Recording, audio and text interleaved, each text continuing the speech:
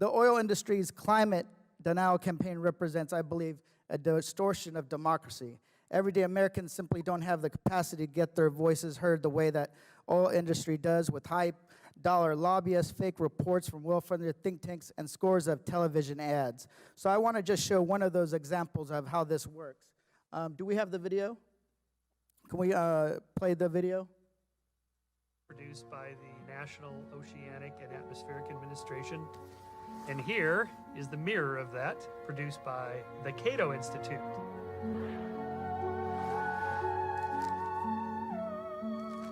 They've adopted the exact same page layout design.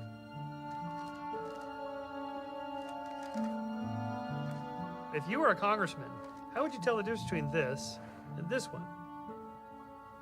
And that's the point of this deception. Well, Dr. Orestes, can you explain this a little bit? Thank you very much for the opportunity, and particularly to discuss the issue of the distortion of democracy.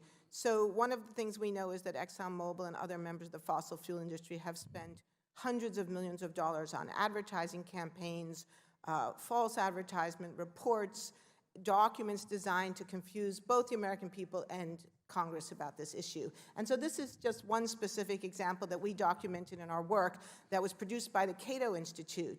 And this clip really shows you very clearly how this operates. They produced a report that was designed to look exactly like the National Climate Impact Assessment. But if you compare the reports, what you see is that the Cato Institute, which is not a scientific organization, is actually refuting the findings of the National Climate Impact Assessment. But they do it in this format that is extremely confusing. And why would they do that? Well, this is a good question. I mean, you would have to ask them, but they are part of Speculate.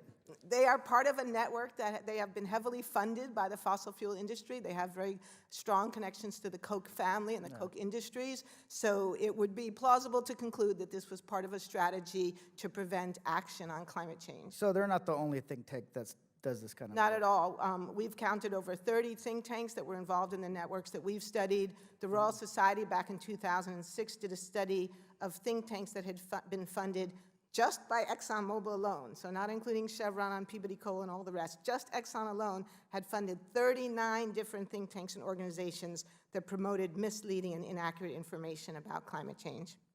Thank you. I'm out of time, but thank you so much. Thank And I you. yield back.